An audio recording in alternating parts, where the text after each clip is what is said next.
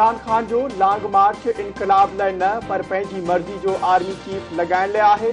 नून league जे क़ाइद ऐं अॻूणे वज़ीर आज़म मियां नवाज़ शरीफ़ चयो आहे त इमरान खान जो इनकलाब अवाम संदसि 4 वरहनि जी हुकूमती दौर में ॾिसी चुको आहे।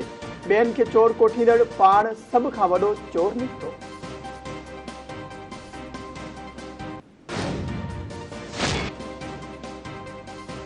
इमरान नियाज़ी ख़तरनाक रांदि खेॾी रहियो आहे। वज़ीर आज़म शहबाज़ शरीफ़ चयो आहे त इमरान नियाज़ी अरशद शरीफ़ जे क़त्ल ते सियासत करे इदारनि ते इल्ज़ाम लॻाए रहियो आहे। इमरान नियाज़ी हथ चोकियनि इल्ज़ामनि खां पासो करे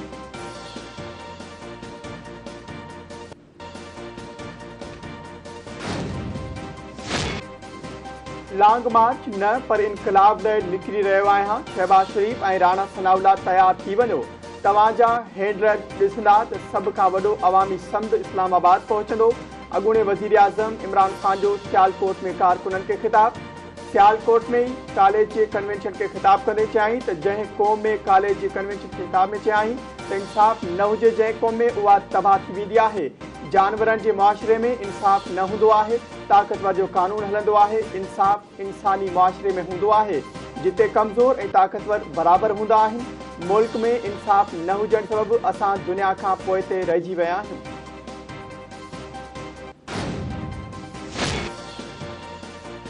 इमरान खान जी लॉन्ग मार्च रोकण वारी हुकूमती इस्तदा रद्द। सुप्रीम कोर्ट तोहिन अदालत केस में इमरान खान खां 31 अक्टूबर ताईं जवाब तलब करे वरितो। चीफ जस्टिस रिमार्क्स ॾिना त इमरान खान तरफ़ां संदसि वकील ख़ातिरी कराई हुई। इमरान खान जे बयान में लॻे थो त खेसि अदालती हुकुम बाबति आगाह कयो वियो। इमरान खान चयो हो त सुप्रीम कोर्ट रंडकू हटाइण जो चयो आहे। असुल सवाल इहो आहे त इमरान खान खे छा ॿुधायो वियो। इमरान खान अदालत में अची वज़ाहत करे त खेसि कंहिं छा चयो हो।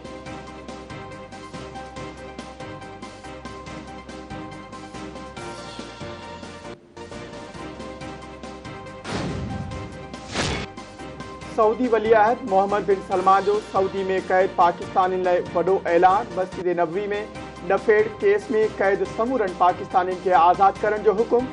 सऊदी वली अहद वज़ीर आज़म शहबाज़ शरीफ़ जी दरख़्वास्त ते गिरफ़्तार पाकिस्तानियुनि खे आज़ादु करण जो हुकुम ॾिनो। मदीने मुनवरा जी अदालत 3 पाकिस्तानियुनि खे 8 ऐं 3 खे 6 साल क़ैद जी सज़ा ॿुधाई हुई।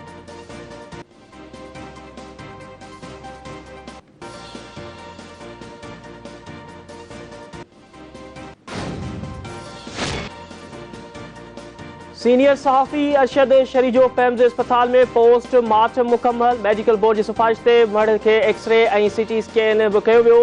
पेम्स अस्पताल जे 8 रुकनी मेडिकल बोर्ड अरशद शरीफ़ जो पोस्ट मार्टम कयो। पोस्ट मार्टम बाद अरशद शरीफ़ जो मर्द क़ाइद आज़म अस्पताल मुंतक़िल।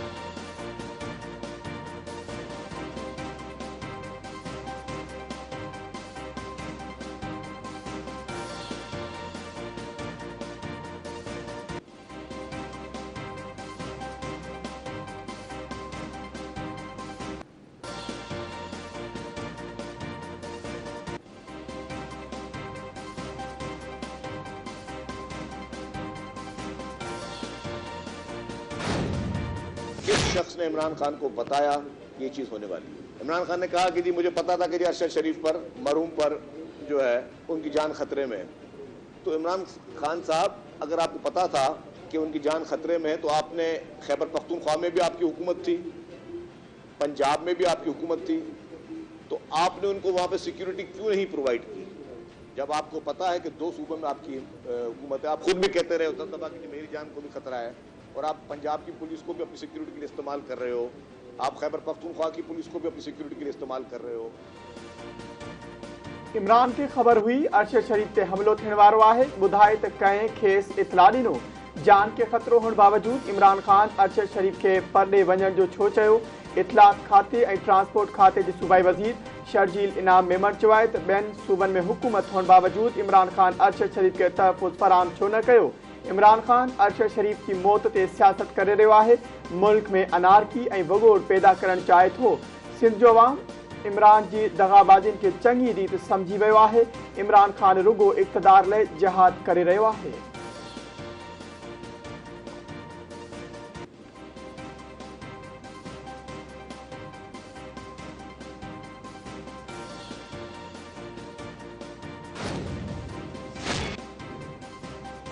इमरान खान लॉन्ग मार्च न पर लाहौर खां इस्लामाबाद शॉर्ट मार्च करण जो ऐलान कियो आहे। इमरान खान पीपल्स पार्टी जीअं कराची खां इस्लामाबाद मार्च करे ॾेखारी। वफ़ाक़ी वज़ीर शेर रहमान चयो आहे त मूं तहरीक इंसाफ़ खे चैलेंज कयो हो त हू पीपल्स पार्टी जहिड़ो मार्च नथा करे सघनि। इमरान खान जो शॉर्ट मार्च GT रोड तां ख़तम थी वेंदो। माण्हू इमरान खान जी ॾफेड़ वारी सियासत जो हिसो नथा बणिजणु चाहिनि।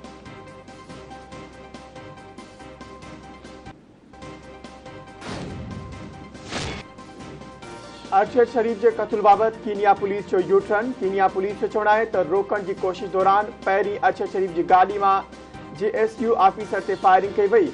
गोली लगन सबब एक एहलकार जख्मी थियो। जवाबी फायरिंग दौरान एक गोली अरशद शरीफ के मथे में लगी।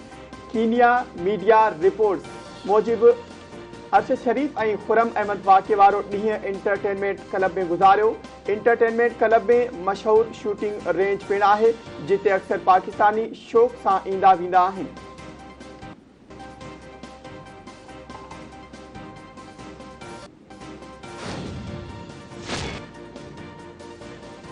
सहाफ़ी अरशद शरीफ के कत्ल की जांच लाइ घरू खाते पारां जोड़ियल टीम में तब्दीली। जांच टीम 3 मेंबरनि मां घटि करे 2 रुकनी वई। घरू खाते मूजिब नई जांच टीम FIA ऐं IB जे सीनियर ऑफिसरनि ते बदल हूंदी। वफ़ाक़ी वज़ीर राणा सनाउल्लाह चयो आहे त जांच टीम फौरी तौर कीनिया रवानी थी रही आहे। हक़ीक़तुनि खां अवाम खे आगाह कयो वेंदो।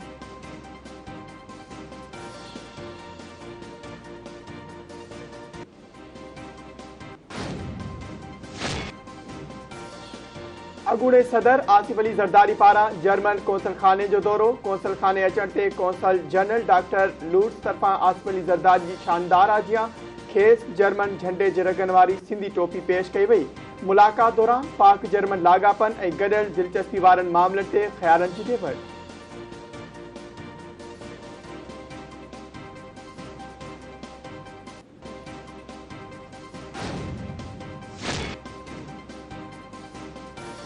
वडे वज़ीर सैयद मुराद अली शाह सां एशियन डेवलपमेंट बैंक के सेंट्रल एंड वेस्ट एशियाई डायरेक्टर जनरल योगेन ज़कोफ की मुलाकात।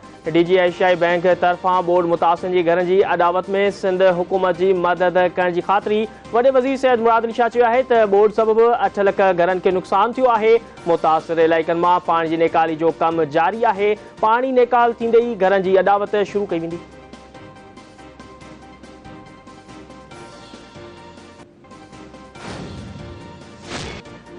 कराची में शिकारपुर वासी बोर्ड मुतासिर बाड़ी से जिनसी ज्यादती वाले मामले जा वधीक इंकशाफ। डिफेंस में गिरफ्तार कयल मुख्य जवाबदार सांगड़ वासी ऑनलाइन टैक्सी ड्राइवर निकतो। जवाबदार बाड़ी के अगवा करण बाद डिफेंस में हलंदड़ गाड़ी में 40 मिनटन ताईं ऐं 2 दरिया वटि जिनसी ज्यादती जो निशानो बनायो। गिरफ्तार जवाबदार ख़ालिद टंडो अलायार खां कराची मुंतकिल। एडिशनल IG कराची जावेद आलम ओढे चयो आहे त जवाबदार ख़ालिद ऐं गुलाम रसूल हिक ई घर में गॾु रहंदा हुआ। जवाबदारनि ॾोह जो एतराफ़ कयो आहे। संदन DNA बि करायो वेंदो। पुलिस CCTV कैमराउनि जी मदद सां 3 ॾींहंनि अंदरि जवाबदारनि जो पतो लॻाए खेनि गिरफ़्तार कयो।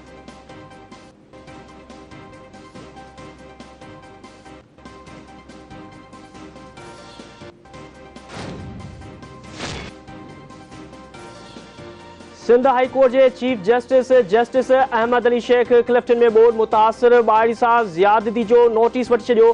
DIG साउथ ऐं SSP साउथ सुभाणे अदालत में तलब। वाक़े की तफ़सीली रिपोर्ट पेश करण जो हुकुम। सिंध हाई कोर्ट के रजिस्ट्रार चयो आहे त चीफ जस्टिस अख़बारुनि में छपियल ख़बर ते वाक़े जो नोटिस वरितो।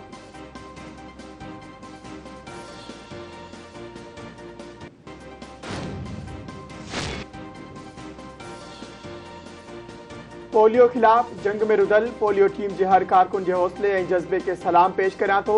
बुज़दिलाणियूं कार्रवाइयूं पुलिस और दहशतगर्दी खिलाफ पाकिस्तान के अज़म के रोके नथियूं सघनि। पीपल्स पार्टी के चेयरमैन बिलावल भुट्टो ज़रदारी बलोचिस्तान के शहर पश्चिम में पोलियो टीम से हमले की मुज़म्मत ऐं वारसनि सां अफ़सोस तोड़े हमदर्दी जो इज़हार कंदे चयो आहे त वाक़े में मुलविस जवाबदारनि खे जल्द गिरफ़्तार करे सख़्त सज़ा ॾिनी वेंदी।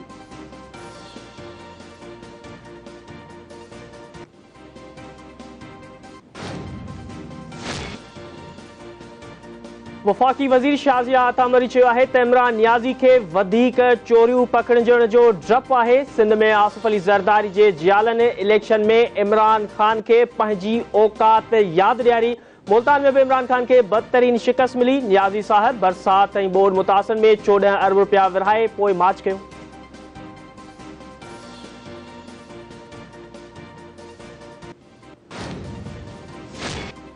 नेपरा बिजली 9 पैसा फी यूनिट महांगी करण की मंजूरी ॾेई छॾी। वापेदारनि ते 1 अरब 10 करोड़ डॉलर जो भार पवंदो।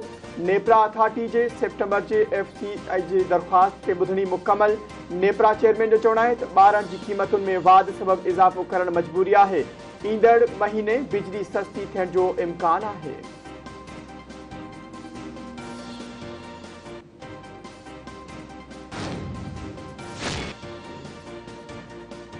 उबावड़े भरसां वारंथी जे कचे वारे इलाइक़े में पुराणे तकरार तां नींगर क़त्ल। ॻोठ अमीर बख्श दूंदो में शहर दूंदो तकरार तां हथियारबंद जी फायरिंग में 8 वरनि जो सईद अहमद दूंदो मारिजी वियो।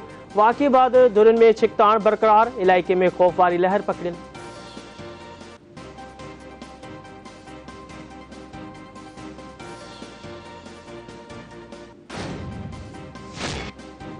टंडे मोहम्मद खान वेझो इंसानियत खे लॼाईंदड़ वाक़ियो। ॻोठ कमाल खान राशिदानी में जवाबदारनि ताज़े जावल ॿारड़े खे वण में टंगे क़तल करे छॾियो।